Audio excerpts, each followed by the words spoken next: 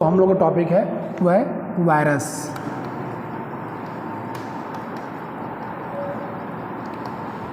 हालांकि वायरस है क्या यहाँ, हालांकि आज की डेट में जो अभी देखा होगा आप लोगों ने कि लगभग 3-4 साल पहले एक ग्लोबल लेवल पर एपिडेमिक बीमारी आई थी जिसको हम आप कोविड-19 के नाम से आप जानते हैं, जिसकी वजह से वायरस के बारे में जो बायोलॉजी का स्टूडेंट नहीं है उसको भी वायरस के बारे में जानकारी होगी।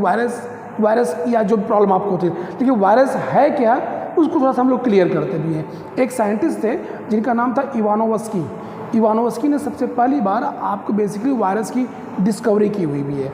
वायरस को जो उसका जो नेचर है उसके हिसाब से वायरस जो आपको होता है उसकी जो एक्चुअल मीनिंग होती है पॉइजनस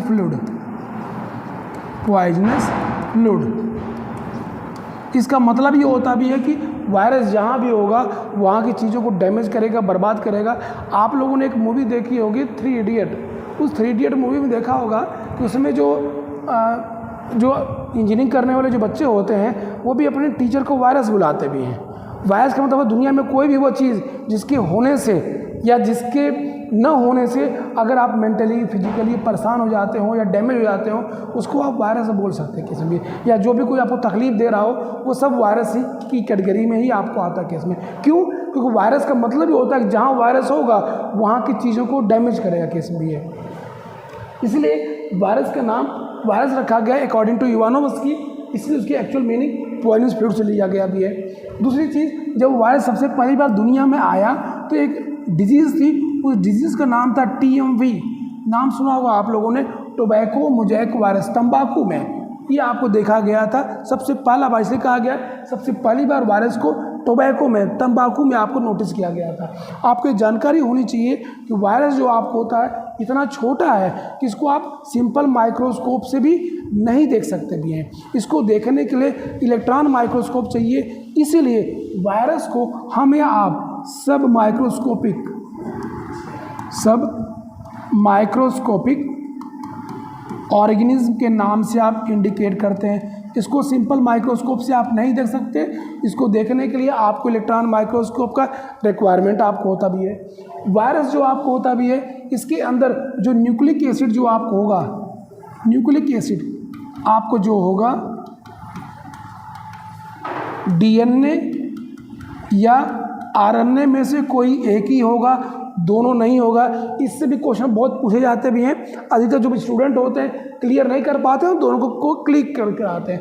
ध्यान रखिएगा वायरस में न्यूक्लिक एसिड DNA RNA में से कोई एक ही आपको होगा, दोनों आपको नहीं हो सकते किस में है। वायरस के अंदर जो प्रोटीनियस जो लेयर होती है उसको हम आप कैप्सिड के नाम से आप इंडिकेट करते किस में भी है। एक साइंटिस्ट थे जिनका नाम था बीजरिंग ने वायरस को लेकर के एक बहुत ही पॉपुलर स्टेटमेंट दिया हुआ भी है जिसको बहुत पूछा गया कंपटीशन फील्ड में, कंटाजियम वाइवम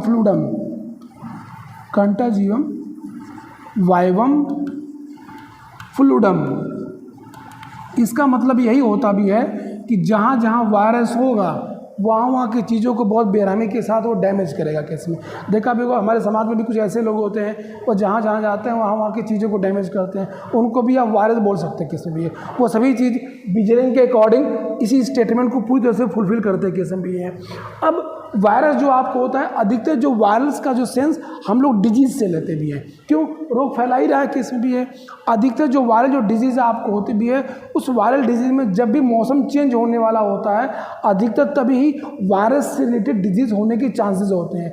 एक हम डिजीज़ का नाम हम आपके सामने ले रहे हैं जिसको लगभग हम लोग डिजीज़ मानते ही नहीं, जैसे कॉमन कोल्ड, जुखाम को हम लोग मानते ही नहीं। क्यों? क्योंकि जुखाम से मरते नहीं। अधिकतर हम लोगों में देखा जाता है जब तक हम किसी चीज़ से मरे नहीं तब तक वो हमारे लिए प्रॉब्लम होती ही नहीं कैसे भी है। लेकिन उसी जुखाम का ही जो ब्रॉड स्पेक्ट्रम है वो कोविड-19 था। जो कोविड-19 जो डिजीज़ थी वो कॉमन कोल्ड का ही ब्रॉड स्पेक्ट्रम था। उसमें अंतर क्या हो गया था आप सबको पता होगा। हालांकि बहुत कम ऐसे स्टूडेंट हैं जो जानते हों कि कोविड-19 किस वायरस से होता है। जो कई बार कंपटीशन फील्ड में पूछा भी गया भी है। उस वायरस का नाम है SARS-2। हालांकि SARS-2 जो पूरा फुल फॉर्म है सेवर एक्यूट रेस्पिरेटरी सिंड्रोम। हालांकि SARS जो 1 है ये SARS-1 और SARS-2 ये दोनों ही जापान दोनों ही चाइना के केस में ही आपको इंडिकेट किए गए थे। हालांकि जो SARS-1 था वो ग्लोबल लेवल पर एपिडेमिक फॉर्म में नहीं आया, लेकिन SARS-2 जिसको हम आप डिजीज़ के फॉर्म में कोविड-19 के केस में, कोविड-19 क्यों बोलते हैं इसको, 20 क्यों नहीं बोल देते, 18 क्यों बोल देते, क्योंकि आपके बेसिकली ये वही डेट है जिस पर आपको WHO ने ग्लोबल लेवल पर इसको एपिडेमिक के केस में आपको इंडिकेट किया गया है।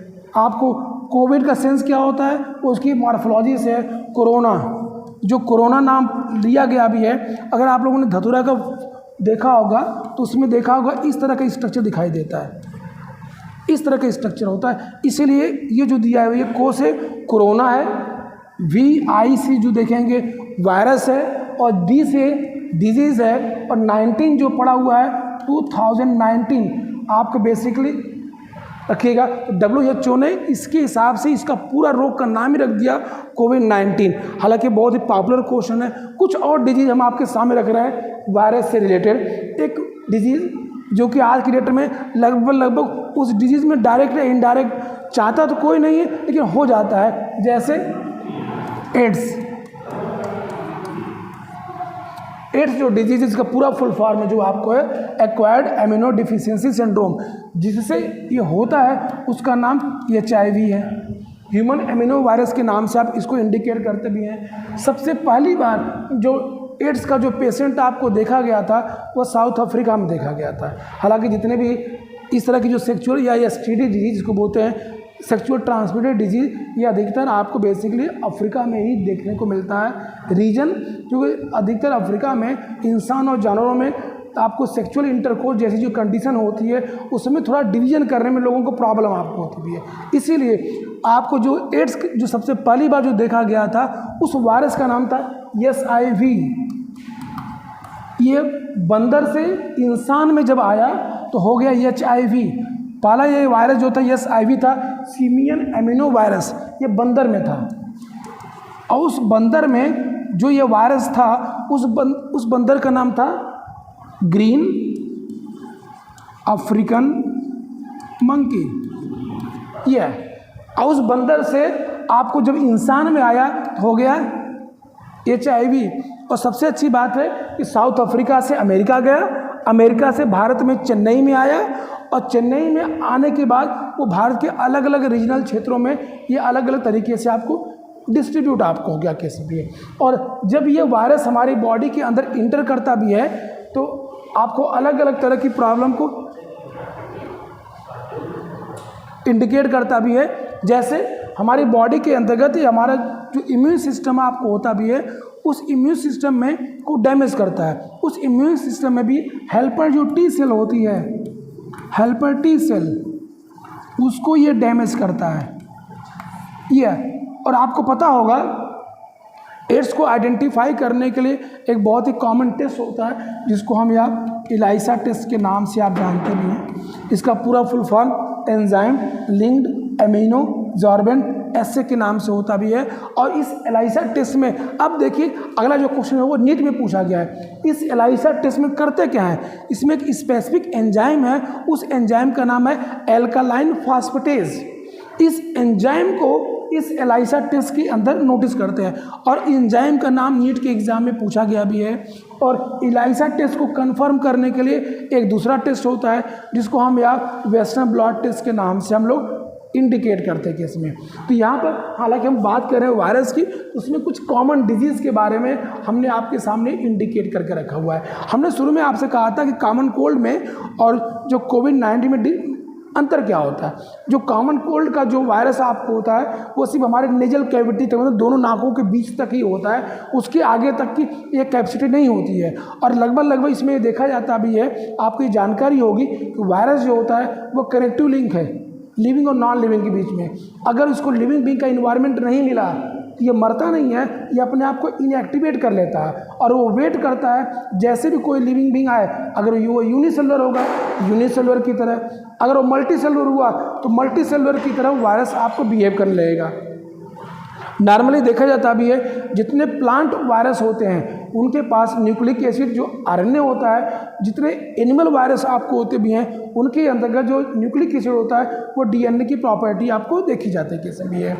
लेकिन वहीं पर अगर कोविड-19 जो वायरस ये SARS-CoV-2 होता है वो आपको नेजल कैविटी को क्रॉस करते हुए ये आपके ट्रैकिया में इंटर करता है, और ट्रैकिया के बाद जैसे वह एल्वियोलाई में आपको पहुंचता है तो गैसेस एक्सचेंज को पूरी तरह से ब्लॉक कर देता है, जिसकी वजह से लोगों की डेथ की कंडीशन होता है। हालांकि इस दौरान आपको लगभग नेजल कैविटी से ट्रैकिया तक पहुंचने में उसको 1 हफ्ते का समय लगता है, और नेक्स्ट जो 1 हफ्ते का जो समय लगता है वो ट्रैकिया से एल्वियोलाई तक पहुंचने लगता है। टोटल 14 दिन का ये पूरा प्रोसीजर होता है, और इसीलिए कहा गया है कि जब एक बार जब हमारे बॉडी में नेजल कैविटी में इंटर कर जाता है तो अधिकतर 14 दिन के अंदर अगर ये वायरस से आप बच गए तो ठीक है, नहीं तो अलग अलग तरह की समस्या में भी आप एक्सपायर भी आप कर सकते हैं भी किसी भी। इसके अलावा बहुत तरह के ऐसे भी रोग हैं जो वायरस से आपको होते हैं, जैसे चिकन पॉक्स और स्मॉल पॉक्स। हालांकि स्मॉल पॉक्स ये दुनिया से गायब हो चुके हैं, सिवाय यूपी वालों ने इसको पकड़ के रखा हुआ भी है। एक और अगर रोग की हम बात करें इसके केस में, मम्स का नाम आप जानते होंगे, गलसुआ के केस में इसको हम बोल सकते हैं, मीजल्स का नाम आपको पता होगा केस में भी है। इससे केस में अगर आप दिया जाए इन्फ्लुएंजा का नाम हम लोग जानते भी हैं। इससे केस में अगर रखा जाए पोलियोमाइलाइटिस, हालांकि इसकी भी प्रॉब्लम दुनिया से गायब हो चुकी है, सिर्फ हम ही लोगों के केस में इसमें आपकी बॉडी में जो सेंट्रल नर्वस जो सिस्टम होता भी है वो डैमेज होता है, जिससे बेसिकली जो पैर होता भी है वो पैरालिसिस जैसी कंडीशन को आपको फुलफिल करता भी है। तो आज की इस वीडियो में हम लोगों ने वायरस का जो बेसिक सा जो कैटेगरी होती है उसके बारे में आपको बात की गई है। नेक्स्ट वीडियो में इसी वायरस से रिलेटेड जितने भी आपको मिलेंगे, आपको अलग अलग चाहे कोविड-19 को लेकर के, एड्स को लेकर के, उन सभी चीज़ों को स्टार्ट किया जाएगा।